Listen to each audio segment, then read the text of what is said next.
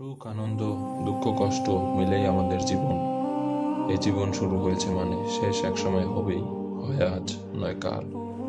আমাদের সৌভাগ্য আমরা মানুষ হয়ে এই পৃথিবীতে জন্মগ্রহণ করেছি, কোনো পশু হয়ে না। আলহামদুলিল্লাহ। এই পৃথিবীতে চাইলেই মনের ইচ্ছে মতো চলাচল করা যায়, তবে আমাদের সৃষ্টিকর্তা তা করতে নিষেধ করেছেন এবং এই পৃথিবীতে চলার জন্য দিয়েছেন এক কমপ্লিট গাইডলাইন, আর এটি হচ্ছে কুরআন। এই পৃথিবীতে আমাদের বসবাস ক্ষণিকের জন্য, আর এই পৃথিবী হচ্ছে আমাদের জন্য পরীক্ষা। আর এই পরীক্ষা পাশ করলে মৃত্যুর পর আমরা যাব জান্নাতে, যেখানে আমরা অসীম সময় সুখে শান্তিতে থাকব। আর ফেল করলে আমাদের পাঠানো হবে জাহান্নামে, যেখানে আমরা অসীম সময় শাস্তি ভোগ করব। আর এই দুনিয়ার পরীক্ষা একই সাথে কঠিন এবং একই সাথে অনেক সহজ। আর এই পরীক্ষায় পাশ করবে তারা যারা এই দুনিয়াকে পরীক্ষা ক্ষেত্র হিসেবে মনে করে এবং ত্যাগ করতে জানে।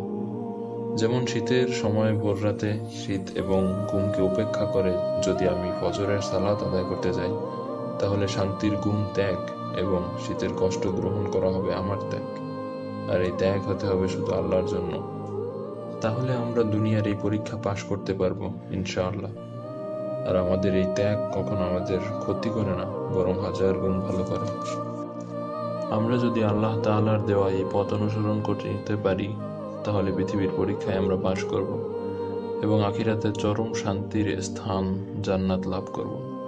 আর যদি এই পরীক্ষায় আমরা ফেল করি, তাহলে দুনিয়ায় দুর্বিষহ জীবন এবং আখিরাতে চরম শাস্তির স্থান জাহান্নাম ভোগ করব। আল্লাহ আমাদের দুনিয়ার পরীক্ষাতে পাশ করার তৌফিক দান করুক। আমিন।